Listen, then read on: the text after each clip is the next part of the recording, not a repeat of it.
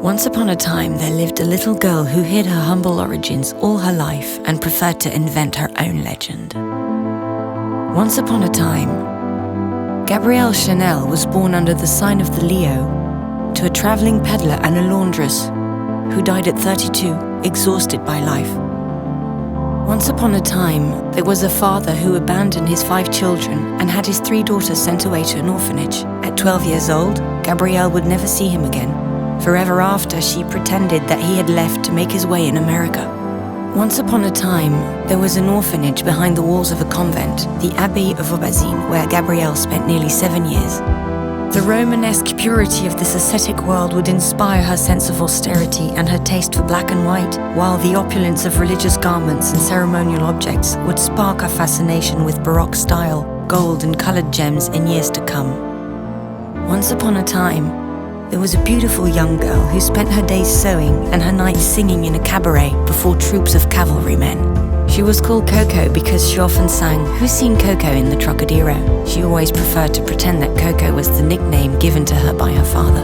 Once upon a time, a young woman with a boyish allure refused to ride side-saddle on the horses of a well-born cavalier, Etienne Balzan. She dressed like no one else, taking her inspiration from masculine attire and inventing new styles of hat, which she stripped off their birds and feathers to make them simpler, lighter, more chic.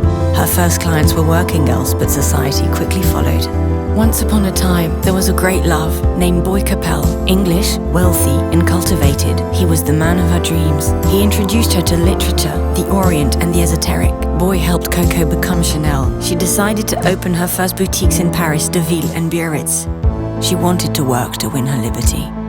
Once upon a time, a revolution came to pass when, in a stroke of genius, Coco Chanel transformed the female silhouette. She shortened dresses, revealed ankles, freed the waist, eliminated corsets, revived jersey, cut her hair and bronzed her skin. Chanel closed one era and launched a new century of fashion. Once upon a time, at 31 Rue Cambon, Mademoiselle Chanel opened her first couture house in Paris in 1918. The little country girl, the orphan of Aubazine, had become the queen of Paris. Before liberating women, she had liberated herself. Once upon a time, there was a love story that ended abruptly. Boy Capel died in a car accident. For the first and last time, Coco Chanel was seen to cry. "Either I die as well," she said, "or I finish what we started together." She chose to go on.